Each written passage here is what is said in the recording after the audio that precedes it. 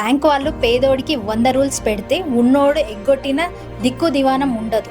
20,000 కోసం ఒక పేద గిరిజనుడు శవాన్ని తవ్వి తీసుకువచ్చి బ్యాంక్ ముందే వదిలేసిన ఒక దుస్థితి. ఒడిశాలో ఒక 50 ఏళ్ల గిరిజనుడు జనవరిలో వాళ్ళ అక్క చనిపోతే బ్యాంక్లో ఉన్న 20,000 కోసం బ్యాంక్ చుట్టూ తిరిగితే మీ అక్క వస్తేనే ఇస్తామని తెగేసి చెప్పేసరికి చేసేదేం లేక డెత్ సర్టిఫికేట్ ఉంటాయనో లేకపోతే ఉన్నా ఎలా తెచ్చుకోవాలో కూడా తెలియని ఒక వృద్ధుడు చేసేదేమీ లేక శవాన్ని తవ్వి తీసుకువచ్చి బ్యాంక్ ముందర వేశాడు. ఈ బ్యాంక్ వాళ్ళు ఈ ఒక్క విషయంలోనే కాదు, దేశంలో ఎంతోమంది చనిపోయిన తర్వాత వాళ్ళ డబ్బులు వాళ్ళ నామినీకి ఇవ్వకుండా పనికిమాలిన రూల్స్ ప్రూఫ్స్ అడిగి ఎన్నో డబ్బులు ఎగ్గొట్టారు.